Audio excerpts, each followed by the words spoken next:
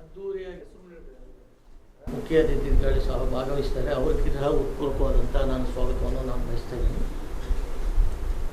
ದಾವಣಗೆರೆಯಲ್ಲಿ 2022ರಲ್ಲಿ ಪ್ರಥಮ ಬಾರಿಗೆ ಶ್ರೀ ಜಗನ್ನಾಥ ರಥಯಾತ್ರೆಯನ್ನು ಪ್ರಾರಂಭ ಮಾಡಿದ್ವಿ.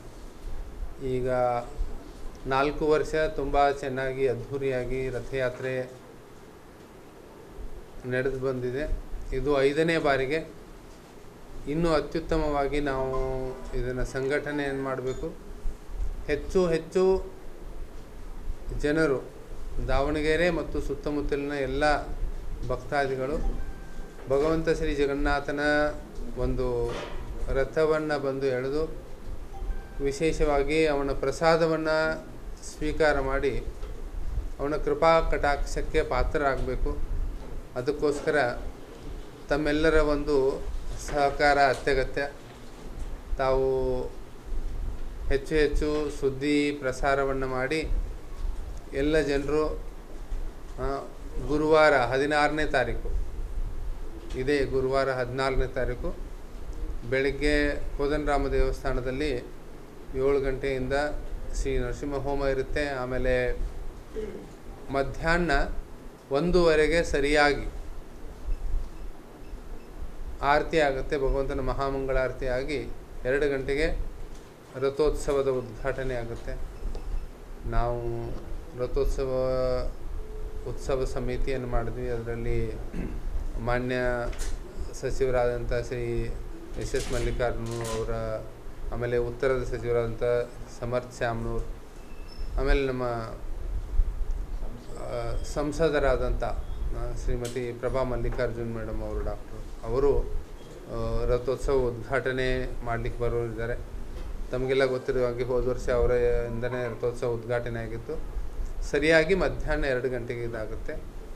ಆಮೇಲೆ ಈ ರಥೋತ್ಸವ ನಡೆಯುವ ಸಂಪೂರ್ಣ ಮಾರ್ಗದುದ್ದಕ್ಕೂ 10 ವೃತ್ತಗಳಲ್ಲಿ ಪ್ರಸಾದ ವಿತರಣೆ ಆಗುತ್ತೆ. ಈಗ ಪ್ರಾರಂಭ ಸ್ಥಳದಲ್ಲಿ ಮಂಡಿಪೇಟೆಯ ಕೋದಂಡರಾಮ ದೇವಸ್ಥಾನ, ಆಮೇಲೆ ಹಾಸ್ಬಾವಿ ವೃತ್ತ, ಬಕ್ಕೇಶ್ವರ ದೇವಸ್ಥಾನ, ಹೊಂಡದ ಸರ್ಕಲ್ಲು, ಆಮೇಲೆ ಅರುಣಾ ಥಿಯೇಟ್ರ್ ಹತ್ರ, ಆಮೇಲೆ ರೈಲ್ವೆ ಸ್ಟೇಷನ್ನು, ಗಾಂಧಿ ವೃತ್ತ, ಜಯದೇವ್ ವೃತ್ತ, ವಿದ್ಯಾರ್ಥಿ ಭವನದ ಮೂಲಕ ಇದು ರಥೋತ್ಸವ ನಮ್ಮ ಗುಂಡಿ ಛತ್ರವನ್ನು ತಲುಪುತ್ತೆ. ಈ ಎಲ್ಲ ಒಂದು ಪ್ರಮುಖ ಸ್ಥಾನಗಳಲ್ಲಿ ಪ್ರಸಾದ ವಿತರಣೆ ನಡೆಯುತ್ತೆ ಭಕ್ತಾದಿಗಳಿಗೆ. ಮತ್ತು ಕೀರ್ತನೆ, ಕಲಾ ತಂಡಗಳು ಎಲ್ಲದರ ಜೊತೆಗೆ ಮಾರ್ಗದುದ್ದಕ್ಕೂ ರಂಗೋಲಿ ಹಾಕ್ತಾ ಈ ರಥೋತ್ಸವ ಒಂದು ಅತ್ಯಂತ ಉತ್ಸಾಹದಿಂದ ಸ್ವಾಮಿಯನ್ನು ಎಲ್ಲರೂ ತಮ್ಮ ಹೃದಯದಲ್ಲಿ ಮತ್ತೆ ಬರಮಾಡಿಕೊಳ್ಳೋದು ರಥೋತ್ಸವ ಅಂದರೆ. ಈ ರಥಯಾತ್ರೆಯ ಸಮಯದಲ್ಲಿ ಎಲ್ಲರೂ ಬಂದು ಭಗವಂತನ ದರ್ಶನ ಮಾಡ್ಬೋದು.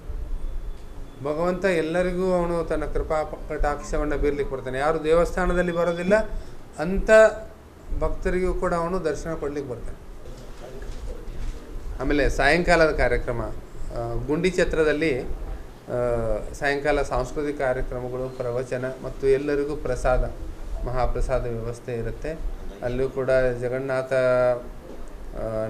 ಮಹಾಮಂಗಳಾರತಿ, ಕೀರ್ತನೆ ಮತ್ತು ಸುಮಾರು 5,000ಕ್ಕಿಂತ ಹೆಚ್ಚು ಜನರಿಗೆ ನಾವು ಪ್ರಸಾದ ವ್ಯವಸ್ಥೆಯನ್ನು ಮಾಡ್ತಾಯಿದ್ವಿ. ಮತ್ತು ಭಗವಂತನಿಗೆ 56 ಪ್ರಕಾರದ ನೈವೇದ್ಯಗಳಲ್ಲಿ ಸಮರ್ಪಣೆ ಮಾಡಲಾಗುತ್ತೆ. ಅದರದೆಲ್ಲ ಲಾಭವನ್ನು, ದರ್ಶನವನ್ನು ಭಗವಂತನ ಭಕ್ತಾದಿಗಳು ಪಡಿಬೇಕು. ಹರೇ ಕೃಷ್ಣ.